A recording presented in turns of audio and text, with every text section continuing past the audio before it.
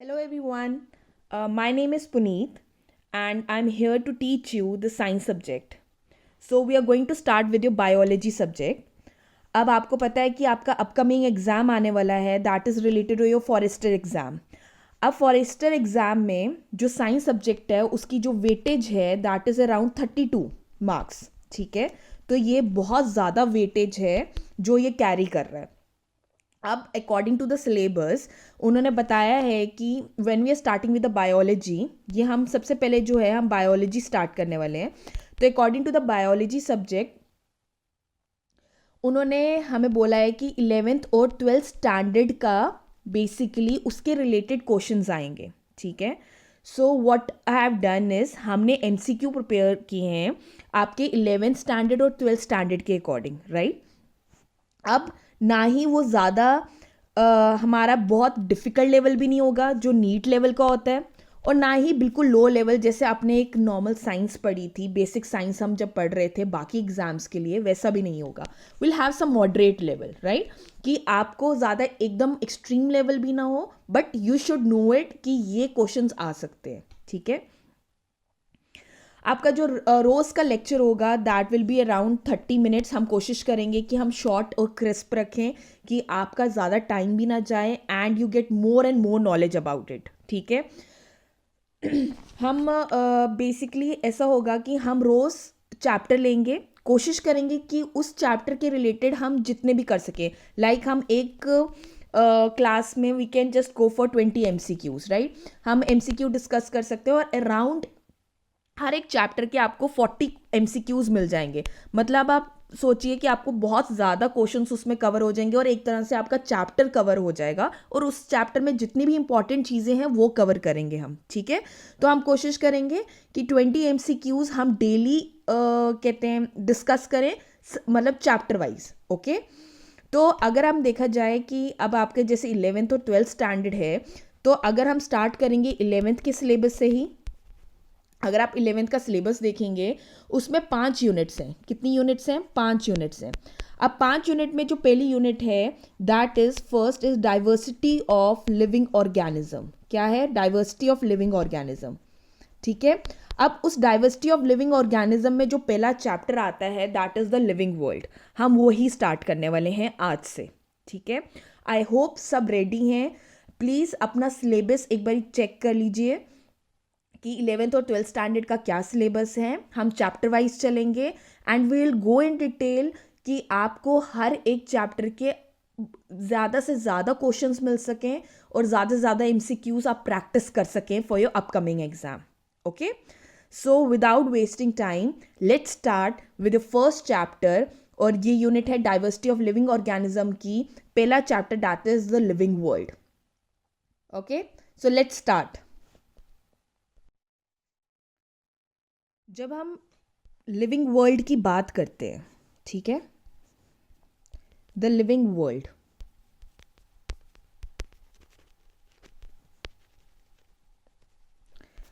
तो living world में हम बात करेंगे उसमें हम सबसे पहले अगर हम बायोलॉजी से सबसे पहले स्टार्ट करें तो बायोलॉजी तुम्हें पता है कि क्या है. ठीक है, एक ब्रांच ऑफ साइंस है जो माइक्रो ऑर्गेनिजम्स और मैक्रो ऑर्गेनिजम्स के साथ डील करती है. ठीक है, जिसमें हम स्टडी करते हैं माइक्रो और मैक्रो ऑर्गेनिजम्स की. ठीक है, अब लिविंग के भी बहुत सारे करेक्टरिस्टिक्स होते हैं जिनके बारे में हम इस चैप्टर में पढ़ेंगे. जैसे हम ग्रोथ के बारे में पढ़ेंगे, हम मेटाबॉलिज्म के बारे में पढ़ेंगे, रिप्रोडक्शन के बारे में पढ़ेंगे, देन हम सेलुलर ऑर्गेनाइजेशंस के बारे में पढ़ेंगे एंड कॉन्शियसनेस के बारे में पढ़ेंगे. ठीक है, ये कुछ करेक्टरिस्टिक्स होते हैं लिविंग बीइंग के, हम उसके बारे में पढ़ेंगे. फिर हम टेक्सोनमी के बारे में पढ़ेंगे. What is taxonomy? ये कुछ टर्म्स हैं जो आप इसमें बहुत ज़्यादा आप जाने वाले हैं, आपको पता चलेगा कि क्या है. बेसिकली हम लिविंग वर्ल्ड जो भी चीज़ें हैं हमारे आसपास ऑर्गेनिजम्स पढ़ेंगे, उनके बारे में डिटेल. अब हर एक चीज़ बहुत ज़्यादा डिटेल में जाने वाली है. ठीक है, सो मैं आपको एक क्रक्स एक डायग्राम शो करूंगी अभी. If you want to take a screenshot आप ले सकते हैं कि आपको थोड़ा सा आइडिया मिल जाए कि इस चैप्टर में है क्या. But you have to give a thorough reading, आपको पढ़ना पड़ेगा इसके बारे में, that you are able to solve these questions, these MCQs. Okay, so let's start now. So this is the diagram of the living world. ये तुम्हारा crux है जो हम पढ़ने वाले हैं. ठीक है, मैं आपको थोड़ा बताऊंगी स्टार्ट करने से पहले कि हम MCQ स्टार्ट करने से पहले आपको एक थोड़ा सा पता हो. बाकी डिटेल में you have to go through your books to have a good knowledge about every topic. Okay, अब हम लिविंग वर्ल्ड की बात करते हैं. तो लिविंग वर्ल्ड में हमें क्या क्या पढ़ेंगे. ठीक है, हम पढ़ेंगे कि लिविंग क्या है. ठीक है, फिर मैंने आपको ऑलरेडी बता दिया कि मेटाबॉलिज्म पढ़ेंगे, कॉन्शियसनेस, उसकी ऑर्गेनाइजेशन कैसे होती है, we are going to learn about that. फिर मेटाबॉलिज्म 2 टाइप की होती है, एनाबॉलिज्म एंड कैटाबॉलिज्म. ठीक है, फिर हम पढ़ेंगे लिविंग वर्ल्ड से हम पढ़ेंगे अब बायोडाइवर्सिटी क्या होती है, मतलब वैरायटी ऑफ जो लिविंग ऑर्गेनिजम्स हैं जो जियोग्राफिकल एरिया में मिलते हैं. Then we learn about the taxonomy क्या होता है, उसमें उसकी करेक्टराइजेशन क्या है, आइडेंटिफिकेशन, क्लासिफिकेशन, बायोलॉजिकल नोमेनक्लेचर के बारे में पढ़ेंगे. ठीक है, फिर रूल्स क्या होते हैं बायोनोमियल नोमेनक्लेचर्स के. हाँ, स्पीशीज़ का कॉन्सेप्ट पढ़ेंगे, टेक्सोनॉमिक की कैटेगरीज पढ़ेंगे which is very important, that is kingdom, division और phylum, class, order, family, genus and species. It is very important, ये आपको पता होना चाहिए और इससे क्वेश्चन आते हैं. फिर इंटरनेशनल कोड ऑफ बायोलॉजिकल नोमेनक्लेचर्स आ गया, ये आपको पता होना चाहिए, बायोलॉजिकल नोमेनक्लेचर. फिर उसके बाद इस तरफ आ जाइए, एक्स सीटू क्या होता है, इन सीटू क्या होता है, zoological parks, museums, botanical gardens के बारे में पढ़ेंगे. हबेरियम एक टर्म है, आप उसके बारे में पढ़ेंगे. Then keys, manuals, monographs, flora. This is all about the living world, कि लिविंग वर्ल्ड में ये चीज़ें एग्जिस्ट करती हैं, अब उसी के बारे में हमें पढ़ना है. ठीक है, सो this is all the living world about. हम क्लासिफिकेशंस पढ़ेंगे, हमें ये किंगडम वगैरह पढ़ना है, दैट इज डिविजन्स, ये टेक्सोनॉमिक कैटेगरीज होती हैं, इनके बारे में पढ़ेंगे. और हमें ये बायोडाइवर्सिटी हो गया, ये हमें सब कुछ इसी में से ही घूम घूम के क्वेश्चंस आते हैं. ठीक है, सो now let's start with your MCQs. Okay, I hope everyone is ready with your MCQs. आपको MCQs दिए जाएंगे, जस्ट पहले समझिए. I'll give the explanation, साथ साथ मैं आपको बताऊंगी. Just note down the answers as well, और उसके बाद आप इससे प्रैक्टिस कीजिए. Okay, so let's start. So we are here with the first chapter, the living world, and let's start with the MCQs. Okay. So your first question says, what is the expansion of ICBN, or what we can say is कि ICBN की full form क्या है. ठीक है, तो A, International Code for Botanical Nomenclature, B, International Code for Biological Naming, C, Indian Code for Biological Naming, और D, International Council for Biodiversity and Nature. Please. ठीक है, तो what is the expansion of ICBN? So your correct answer is A, that is International Code for Botanical Nomenclature. ठीक है, ये basically ये जो international code for botanical nomenclature है, ये डील करता है नोमेनक्लेचर ऑफ प्लांट्स से. किससे डील करता है? नोमेनक्लेचर ऑफ प्लांट्स का. ठीक है, और ये जो एक होता है ICZN. ठीक है, एक और एक्सपेंशन है, इसकी भी फुल फॉर्म पता होनी चाहिए. This is basically the international code of zoological nomenclature. ठीक है, और ये रिस्पॉन्सिबल होता है एनिमल्स के लिए, नोमेनक्लेचर ऑफ एनिमल के लिए. तो A is your correct answer, that is international code for botanical nomenclature. और ये किससे डील करता है? नोमेनक्लेचर ऑफ प्लांट से. ठीक है, नेक्स्ट चलते हैं. A binomial nomenclature consist of dash and dash. A, generic name and phyla, B, class and phyla, C, generic name and specific epithet, और D, फाइला एंड किंगडम. क्या consist करता है?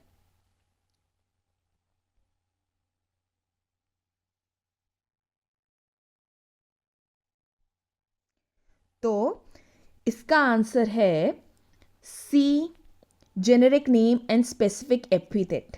ठीक है, नाउ अब ये आंसर क्या है, मैंने बोला generic name and specific epithet होता है। बेसिकली ये जो है ये जो है जेनेरिक नेम और स्पेसिफिक एपिथेट, ये जो है ये दो पार्ट्स हैं। किसके पार्ट्स हैं? बायोनोमियल नोमेनक्लेचर के। ठीक है, जो जेनेरिक नेम होता है ये क्या बताता है? ये स्पेसिफाई करता है जीनस ऑफ एन ऑर्गेनिज्म। ठीक है, और जबकि ये जो स्पेसिफिक एपिथेट है ये डिस्क्राइब करता है स्पीशीज क्या है एक ऑर्गेनिज्म की। जेनेरिक नेम बताता है जीनस क्या है ऑर्गेनिज्म का, और स्पेसिफिक एपिथेट बताता है स्पीशीज क्या है ऑर्गेनिज्म की, कि वो किसको बिलोंग करता है, कौन सी स्पीशीज को बिलोंग करता है। ठीक है, अगर हम सिंपल वर्ड्स में कहें तो यहां से एक और क्वेश्चन निकलता है कि बायोनोमियल नोमेनक्लेचर है क्या।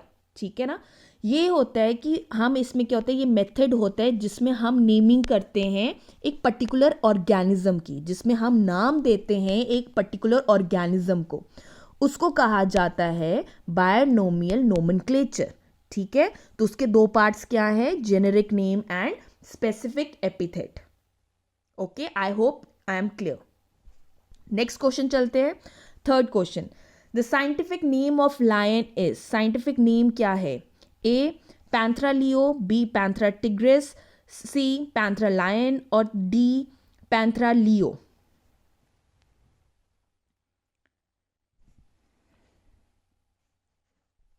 Please write your answers. तो आपका जो basically what is your correct answer? Your correct answer is Panthera leo D. अब लोग बहुत कंफ्यूज होंगे कि अरे पैंथरा लियो ये भी था और पैंथरा लियो ये भी है, so why you are getting confused? क्यों? क्योंकि आपको कंफ्यूज करने के लिए लिखा जा सकता है। जब भी हम बेसिकली एक नाम लिखा जाता है उसका एक तरीका है, उसको भी कैरेक्टर्स दिए गए हैं, उसका लिखने का एक तरीका है। ठीक है, कि वो कैसे लिखा होना चाहिए, राइट? सो जब हम जो ये बायोनोमियल नोमेनक्लेचर जो दिया जाता है या जिसमें हम नाम देते हैं एक ऑर्गेनिज्म को, उसका भी एक तरीका है। क्या? कि वो हमेशा पहले एक पॉइंट कि वो हमेशा इटैलिक्स में लिखा जाता है। ठीक है, दूसरा पॉइंट कि उसमें जो पहला नाम होता है दैट इज जीनस होता है। ठीक है, और दूसरा जो होती है वो स्पीशीज होती है। ठीक है, जो जीनस होता है वो हमेशा कैपिटल लेटर, जो उसका फर्स्ट लेटर होगा वो हमेशा कैपिटल होता है, और जो स्पीशीज होती है वो हमेशा लोअर केस में लिखी जाती है, मतलब उसमें हमेशा सब कुछ छोटा लिखा जाता है। इसमें जो इसका पहला वर्ड होगा वो बड़ा होगा, जैसे पी, बाकी सब कुछ छोटा लिखा जाएगा। Same goes for this, genus P बड़ा है, बाकी सब कुछ छोटा लिखा है। जो स्पीशीज है वो लोअर केस, मतलब हमेशा उसमें सारा जो लेटर्स हैं, वर्ड है, वो छोटा लिखा जाता है, तो लियो छोटा लिखा गया है। पर इसमें अगर आप देखेंगे एल बड़ा लिखा गया है, इसलिए ये साइंटिफिक नेम नहीं है लायन का। साइंटिफिक नेम जो लायन का है वो है पैंथरा लियो, पर इसमें जो एल है वो छोटा होना चाहिए। ये इसको लिखने का तरीका है। जब बायोनोमियल नोमेनक्लेचर में भी दो तीन चीज़ें ध्यान में आपको रखनी होती हैं। ठीक है, पहला नाम जो होता है दैट इज जीनस, और जो लियो है उसकी स्पीशीज है, लायन की स्पीशीज है, और पैंथरा जो है उसका जीनस है। ठीक है, so you need to remember this. चले next. Reproduction in planaria takes place through A. budding, B. binary fission, C. asexual spores, or D. regeneration.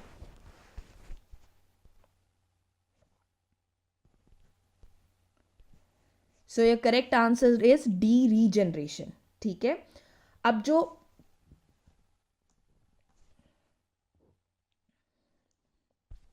इसमें क्या होती है रीजनरेशन, इसमें ये होती है कि इसमें जो पूरी बॉडी होती है ना ऑर्गेनिज्म की, ठीक है, वो अपने ही पार्ट्स से स्मॉल फ्रेगमेंट्स बना लेती है। क्या बनाती है? अपने ही पार्ट से स्मॉल फ्रेगमेंट्स बनाती है। ठीक है, और ये अपनी मल्टीप्लिकेशन करती रहती है और न्यू ऑर्गेनिज्म फॉर्म करती है। तो रिप्रोडक्शन जो होती है प्लानेरिया में वो किसके थ्रू होती है? रीजनरेशन के थ्रू होती है।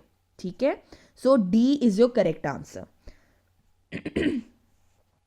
बाकियों का भी पता होना चाहिए। जो हाइड्रा है वो बडिंग यूज़ करते हैं रिप्रोडक्शन के लिए। जो बाइनरी फिजन है वो अमीबा यूज़ करते हैं।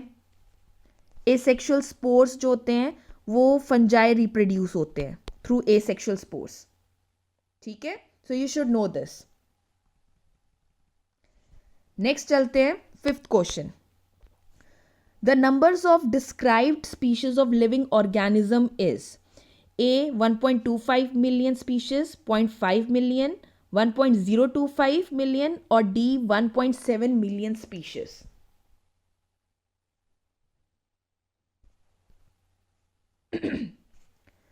So your correct answer is D 1.7 million species हैं। हमारी टिल डेट 1.7 मिलियन स्पीशीज हैं। अभी 21 में अभी बोला गया है that is it is around 2.1 million, but according to your books it is 1.7 million only. Okay, जिसमें से तो हमारे जो 1.25 मिलियन हैं वो एनिमल्स हैं, ठीक है, 0.5 जो मिलियन है वो प्लांट्स हैं और 1.025 मिलियन स्पीशीज जो हैं वो इंसेक्ट्स की मिली हैं, ठीक है। तो you should no in total जो हैं दैट इज 1.7 मिलियन स्पीशीज हैं ऑर्गेनिजम्स की। इन पर्टिकुलर नहीं पूछा गया, तो 1.7 से 1.8 तक तुम्हारी जो लिविंग ऑर्गेनिजम्स की स्पीशीज है। Okay, so D is your correct answer. Next, who is the father of new systematics? New systematics के फादर कौन हैं? A Aristotle, B Linnaeus, B C Theophrastus और डी जूलियन हक्सली।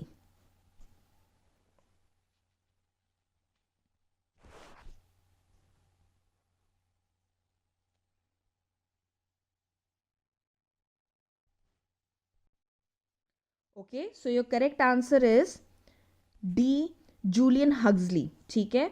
ये basically उन्होंने father of new systematics जो हैं Julian Huxley and that was given in 1940 उन्होंने ये दिया था।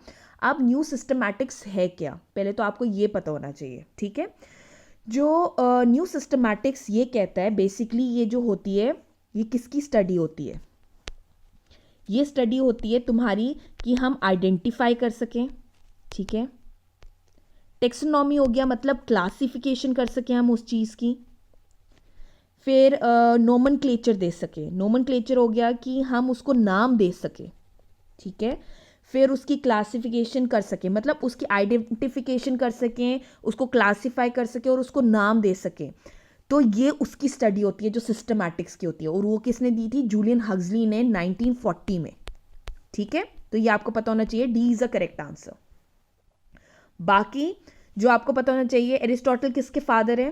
He is the father of zoology. आपको कोई भी क्वेश्चन आ सकता है, मैं यहीं से बता रही हूं, यहां से एक्स्ट्रा इंफॉर्मेशन आपको मिल गई है। लिनियस जो है वो फादर ऑफ टेक्सोनॉमी है और थियोफ्रिस्टस जो हैं वो फादर हैं बॉटनी के। So you should know this, ठीक है। Let's move on to the seventh question. The action that the environment does on an organism is called as A. Response, B. Stimuli, C. Reflex or D. Reaction.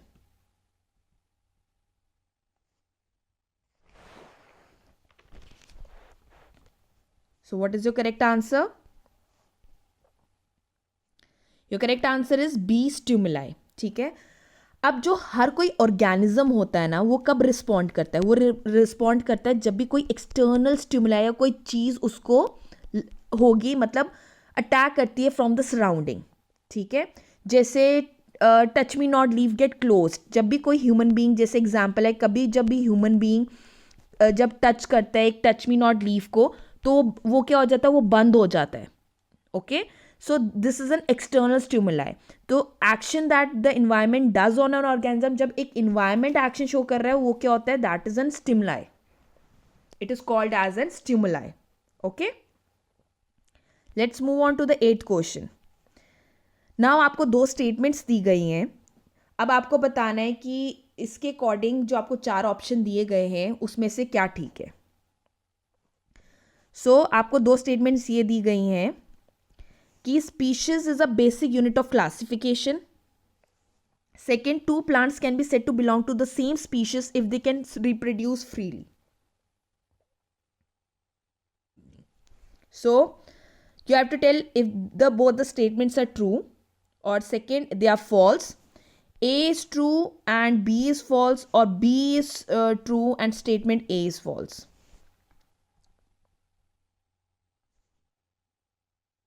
Okay, तो आपका correct answer क्या है? आपका correct answer है A, both the statements are true. जो species होती हैं वो बेसिक यूनिट हैं क्लासिफिकेशन की। यस, ये सच है कि जो स्पीशीज हैं वो बेसिक यूनिट है क्लासिफिकेशन की। जब हम क्लासीफाई करते हैं उसमें जो स्पीशीज है उसकी यूनिट ही है। ठीक है, दूसरा ये बोला गया है कि जो क्लोजली लिंक्ड ऑर्गेनिजम्स होते हैं, ठीक है, अगर कोई भी एक दो क्लोजली लिंक्ड ऑर्गेनिज्म है, they belong to the same species, अगर वो एक सेम स्पीशीज को बिलोंग करते हैं and they can even interbreed among themselves, कि वो एक नया रिप्रोडक्शन कर सकें। So this two statements are correct. ये होता है कि ये स्पीशीज की मतलब खासियत है कि दो प्लांट्स जो अगर सेम स्पीशीज को ही बिलोंग करते हैं वो रिप्रोड्यूस कर सकते हैं फ्रीली, वो एक नई रिप्रोडक्शन कर सकते हैं। सो this is true for both. So A is your correct answer. The both statements are true. Okay. Let's move on to the ninth question. Potato, tomato and brinjal belong to the order called.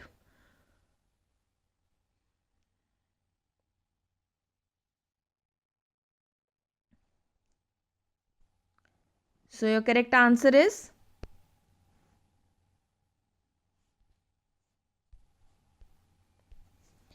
Ninth का correct answer है D, Polemoniales. ठीक है, अब मैंने आपको starting में ही, अगर आपको याद होगा, आई टोल्ड यू अबाउट कि एक होता है किंगडम, फाइलम, राइट। ये क्लासिफिकेशन है, ये सिस्टमैटिक क्लासिफिकेशन या टेक्सोनमी है। Kingdom, phylum, class, order, family, genus, species, इनके बारे में ये कैरेक्टर्स हैं, इनके बारे में you need to have knowledge कि आप बता सकें ये ऑर्डर है, ये स्पीशीज है, ये किंगडम है, ये क्लास के अंडर आती है, फैमिली के अंडर आती है। ठीक है, जो पोटैटो, टमाटो और ब्रिंजल हैं ये किस बिलोंग करते हैं, किस ऑर्डर को? ठीक है, so your correct answer is D, Polemoniales. ठीक है, अब इनका जो जीनस है वो क्या है? पोटैटो, टमाटो और ब्रिंजल का जो जीनस है दैट इज सोलेनम। इनकी फैमिली क्या है? सोलेनेशिया। ठीक है, और इनका ऑर्डर जो है that is Polemoniales. So you need to remember this. At the end of this lecture मैं आपको एक किंगडम फाइलम के बारे में थोड़ा सा आइडिया दे दूंगी, दैट आपको इनको याद करने में इट इज़ मोर ईजी। बाकी आपको ये याद ही करना पड़ेगा कि किस फैमिली को बिलोंग करते हैं, इनका ऑर्डर क्या है, इनकी जीनस क्या है, इनकी स्पीशीज किस स्पीशीज को इन्वॉल्व करते हैं। So you need to remember this. ठीक है, तो इनका जो ऑर्डर है that is Polemoniales. Okay, let's move on to the next question, 10th। SV Zoological Park is located in A. Pune, B. Tirupati, C. Visakhapatnam और D. Chennai. तो जो SV geological park है, जो SV क्या होता है? SV बेसिकली आपका है श्री वेंकटेश्वरा। ठीक है, जो SV जियोलॉजिकल पार्क है वो कहाँ है? वो लोकेटेड है आपका तिरुपति, आंध्र प्रदेश में। कहाँ लोकेटेड है? आंध्र प्रदेश में लोकेटेड है। ठीक है, चलिए नेक्स्ट क्वेश्चन। होमोसेपियंस बिलोंग करते हैं किस जीनस को? किस जीनस को वो बिलोंग करते हैं? A sapiens, B Homo, C Hominidae और डी मैमलिया।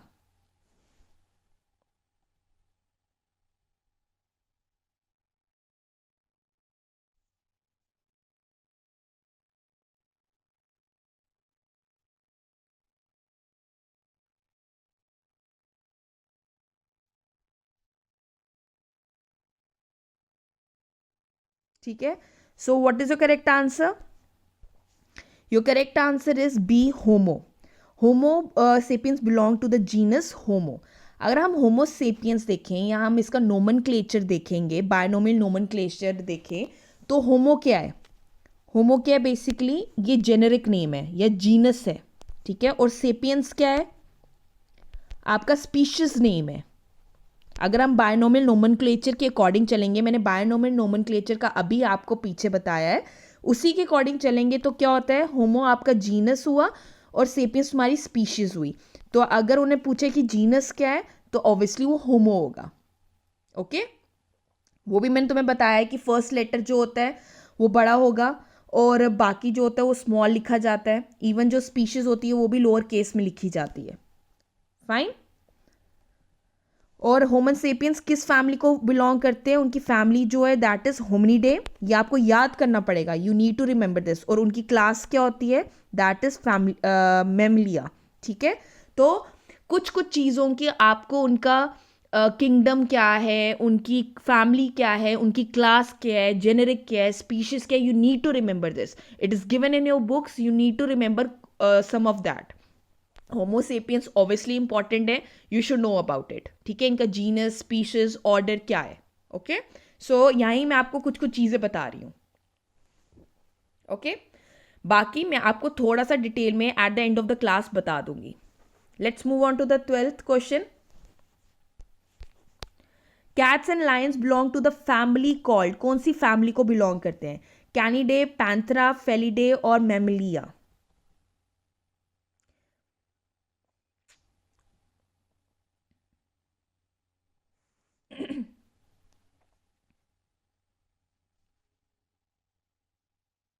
ठीक है,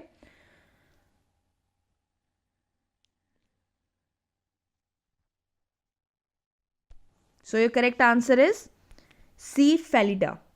ओके, बेसिकली जो फेलिडा है वो फैमिली है किसकी? लायंस की, टाइगर की, लेपिड्स की या कैट्स की। ठीक है, फेलिडा उनकी फैमिली है।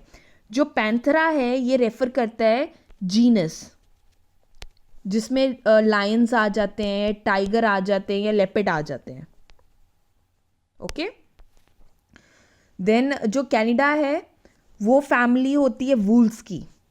जो कैनिडा है ये किसकी फैमिली है? वूल्स की, डॉग की, जैकल्स की। फाइन। और जो मैमली है basically that is a class जो अभी हमने पढ़ाई है। आपके जो मिल्क फीडिंग एनिमल्स होते हैं जैसे डॉग्स, कैट्स और ह्यूमंस, ये उसके अंडर आते हैं। Okay, so let's move on to the 13th question. Orders are group to form a, order जब होते हैं उनको जब ग्रुप किया जाता है वो किसके लिए ग्रुप किया जाता है? क्या फॉर्म करना होता है? फैमिली, जीनस, क्लास या फाइलम?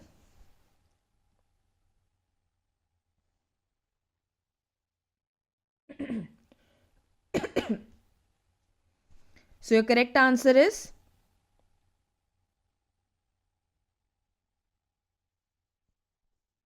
सी, क्लास।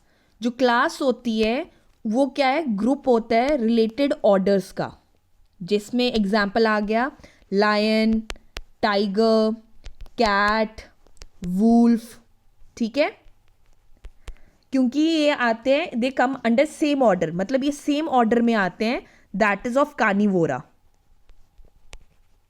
ठीक है, सो ऑर्डर्स आर, उनको ग्रुप किया जाता है कि वो एक क्लास फॉर्म कर सके। Fine. Next question.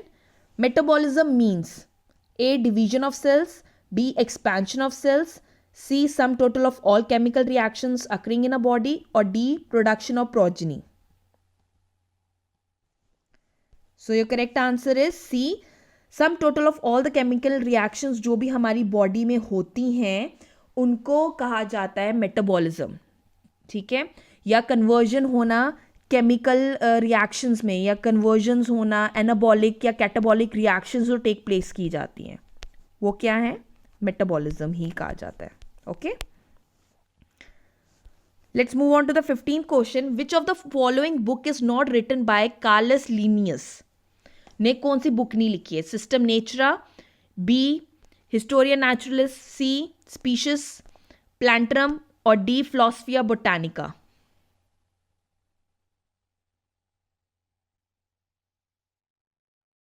Okay, so B जो बुक है दैट इज हिस्टोरिया नेचुरलिस, ये कैरोलस लीनियस ने लिखी है। बाकी जो तीनों हैं वो कैरोलस लीनियस ने लिखी हैं। ठीक है, only one that is Historia जो नेचुरलिस है वो लिखी गई है, प्लाइनी ने लिखी है, Pliny the Elder. Fine. Let's move on to the next. Binomial nomenclature is given by A. Carolus Linnaeus, B. Charles Darwin, C. Henry Cavendish, or D. James Chadwick.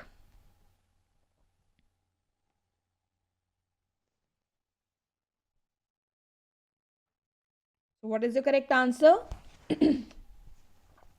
Your correct answer is A. Carolus Linnaeus. Carolus Linnaeus ने basically ये binomial nomenclature दिया था in 1940. We have already explained about it. ठीक है. जो Charles Darwin है वो उन्होंने क्या दिया था? थ्योरी ऑफ इवोल्यूशन दी थी. थ्योरी ऑफ इवोल्यूशन दी थी. जो हेनरी कैवेंडिश हैं उन्होंने डिस्कवर किया था हाइड्रोजन. और जो जेम्स चैडविक हैं उन्होंने न्यूट्रॉन डिस्कवर किया था. Okay. So let's move on to the 17th question. The word taxa means. Word taxa क्या होता है? A phyla, B genus, C classification और डी किंगडम.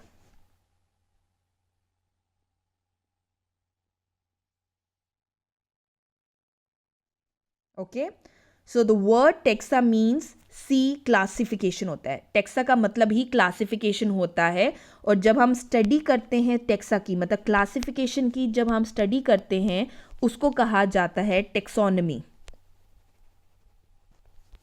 ठीक है. टेक्सोनमी जो है क्लासिफिकेशन होती है एनिमल्स की into different taxa and help us to study organisms easily, कि हम ऑर्गेनिजम्स को ईजिली पढ़ सकें. इसलिए उसको हमने फर्दर डिवाइड किया हुआ है. That is into kingdom, phylum, class, order, family, genus and species. ये कैरेक्टर्स हैं टेक्सोनॉमी के. Right.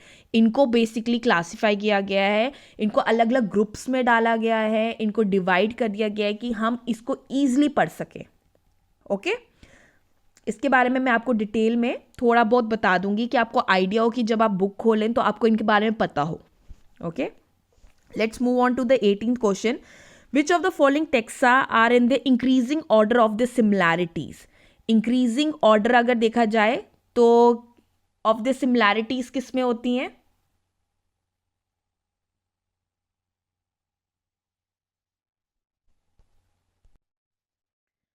So which of the following taxa are in the increasing order of the similarities?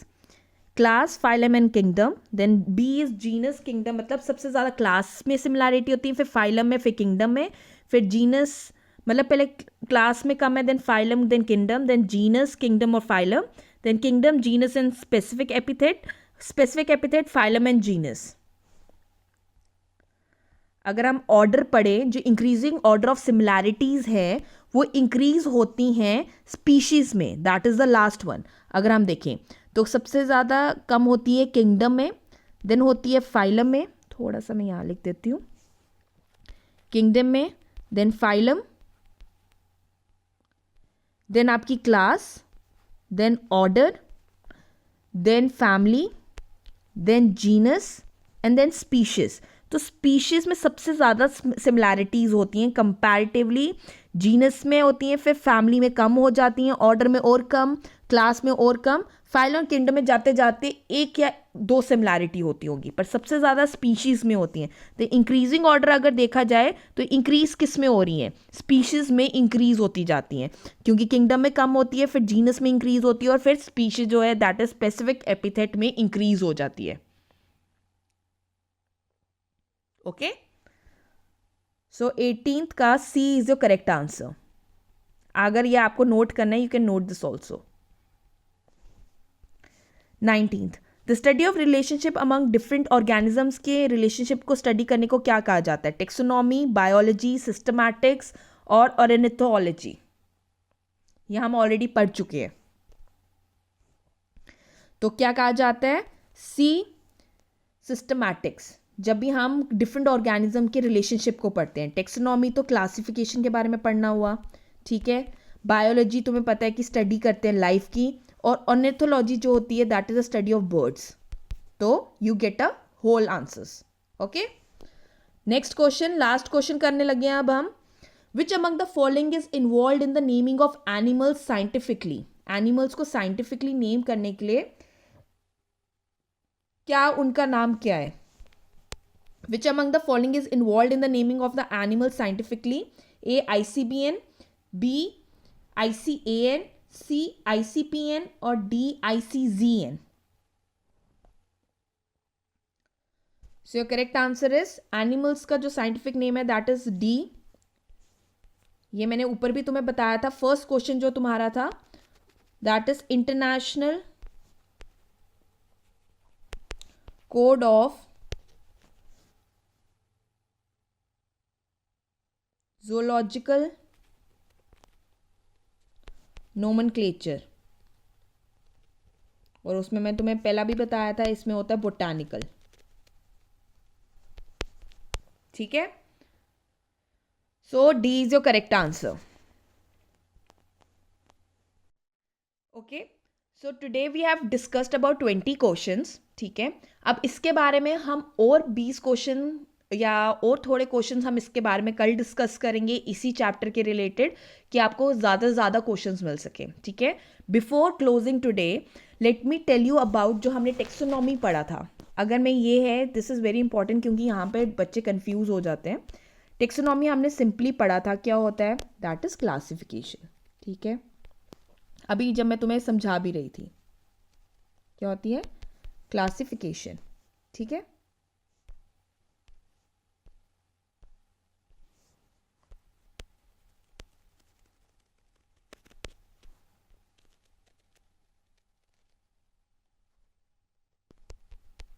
Right. अब उस classification के लिए बेसिकली अब इनकी categories होती हैं. ठीक है. 7 मेजर कैटेगरीज होती हैं जिसमें मैंने आपको सबसे पहले बताया क्या होता है किंगडम,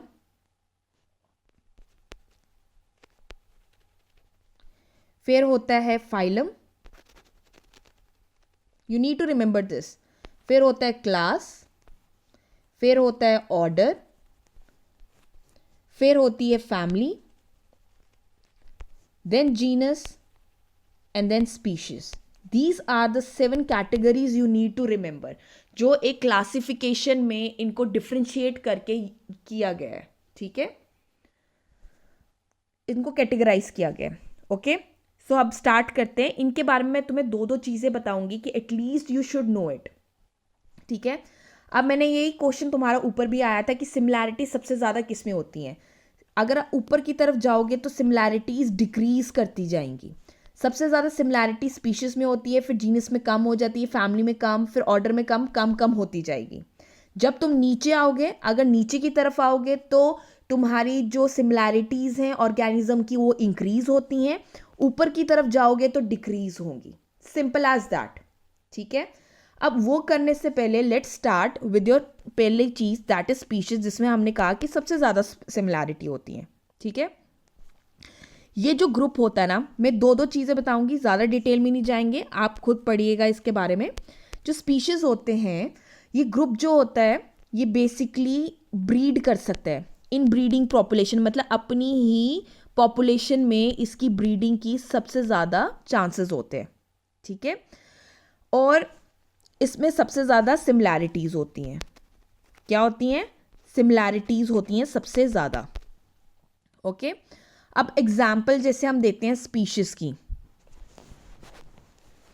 जैसे आप टर्म लगा लो जो इंडिका है. ठीक है. जैसे एक नाम ले लो दैट इज मेंजिफेरा इंडिका. ठीक है. मैं इसकी एग्जाम्पल दे रही हूँ. ठीक है. अब ये क्या रिप्रेजेंट करता है? ये रिप्रेजेंट करता है स्पेसिफिक एपिथेट. ठीक है. मतलब ये जो इंडिका है ये क्या है? ये स्पीशीज़ है. जबकि ये जो मेंजिफेरा क्या है? ये तुम्हारा जीनस है. ठीक है. ये हायर लेवल हो गया टेक्सॉन का. जब स्पीशीज़ के बाद अब उसी के बारे में पढ़ेंगे. ठीक है. अब हर एक जीनस का एक या दो स्पीशीज़ होते ही होते हैं. ठीक है. जैसे पैंथरा जैसे होता है, उसके पास ये क्या है? जीनस है. इसके पास लियो भी हो सकता है और टिग्रिस भी हो सकता है. ठीक है. तो ऐसा हो गया. तो मतलब एक ही जीनस के बहुत सारे स्पीशीज हो सकते हैं. ओके. ये हो गया तुम्हारा स्पीशीज. नेक्स्ट है तुम्हारा जीनस. अब जीनस क्या हो गया, इसमें क्या होता है कि इनमें जो ऑर्गेनाइजेशन होती है, ये क्या होते हैं, ये बहुत ज़्यादा सिमिलर होते हैं इन ऑर्गेनाइजेशन, ठीक है, ठीक है। अब ऑर्गेनाइजेशन में तो सेम होते हैं, पर डिटेल्स जो इनकी होती हैं वो डिफरेंट होती हैं, जो जीनस होता है, ठीक है। Next goes for family.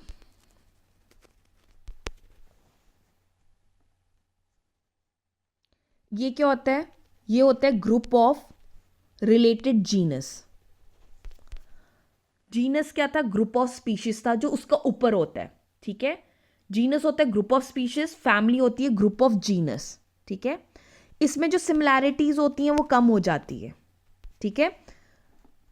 पर इनको कैसे कैरेक्टराइज किया गया है, ऑन द बेसिस ऑफ, इसमें क्या कैरेक्टराइजेशन होती है, on the basis of vegetative and reproductive features कैसे है, उसके बेसिस में हमने इस फैमिली में रखा जाता है, ठीक है। जैसे इसका एग्जाम्पल हम ले सकते हैं,